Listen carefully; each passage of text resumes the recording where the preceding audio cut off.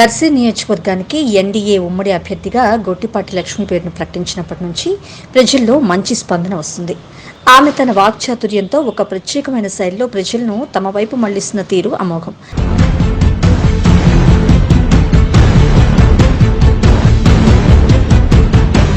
ప్రతినిత్యం నియోజకవర్గంలోని ఏదో ఒక గ్రామంలో తిరుగుతూ నియోజకవర్గ అభివృద్ధి గురించి వివరిస్తూ అలుపెరగని పోరాటం చేస్తున్నారు. ఆడపడుచు అయినప్పటికీ తన రక్తంలోనే రాజకీయం ఉందని, ప్రజాసేవ అనేది తన ఇంటి చిరునామా అని చెప్తున్నారు.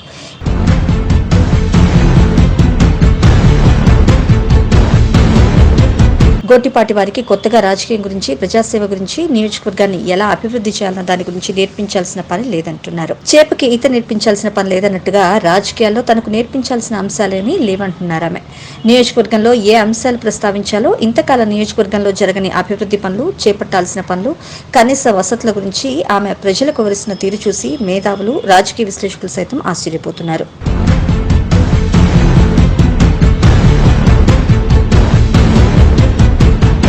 ఎన్డీఏ పార్టీ ఉమ్మడి అభ్యర్థిగా బరిలోకి గొట్టిపాటి లక్ష్మి దిగినప్పటి నుంచి దర్శి నియోజకవర్గంలో ఉన్న ప్రజల్లో భారీగా మార్పు కనిపిస్తుంది.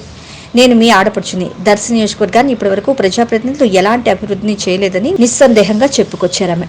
పక్కనున్న దొనకొండ మండలంలో 54,000 ఎకరాల ప్రభుత్వ భూమి ఉన్నప్పటికీ, పరిశ్రమలకు అనువైన ప్రదేశం అయినప్పటికీ, గత టీడీపీ ప్రభుత్వంలో కొన్ని పరిశ్రమలు ఇక్కడ ఎంఓఎం చేయించుకున్నప్పటికీ, సోలార్ ప్రాజెక్టు ఒకటి ప్రారంభించినప్పటికీ దాన్ని ప్రభుత్వం వేరే చోటికి బదిలీ చేయడం సరికాదంటున్నారు.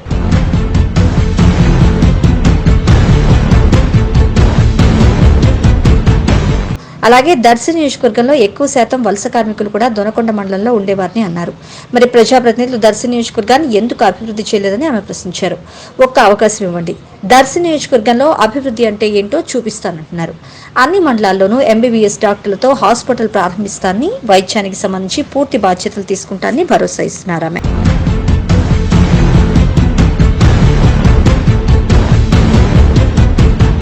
ఇక ఉపాధి విషయానికి వస్తే దొనకొండ మండలంలో ఖచ్చితంగా పరిశ్రమలను, కర్మాగారాలను ఏర్పాటు చేస్తామంటున్నారు. వలస కూలీలను వారు ఉన్న చోటనే శాశ్వతంగా ఉపాధి దొరికే విధంగా ఉన్న వనరులు ఉపయోగించుకుని మంచి భవిష్యత్తు వారికి ఇస్తామని అంటున్నారు.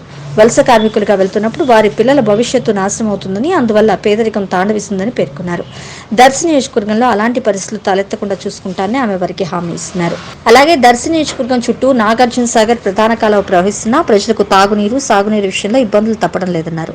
ప్రజాప్రతినిధులకు మంచి చేయాలన్న ఆలోచన లేకపోవడం వల్లే తాగునీటి సమస్యకు ఇంతకాలం పరిష్కారం లభించిందంటున్నారు ఆమె. కేవలం దోచుకోవడం, దాచుకోవడం కోసమే ప్రజాప్రతినిధులు పనిచేశారని విమర్శలు గుప్పించారు.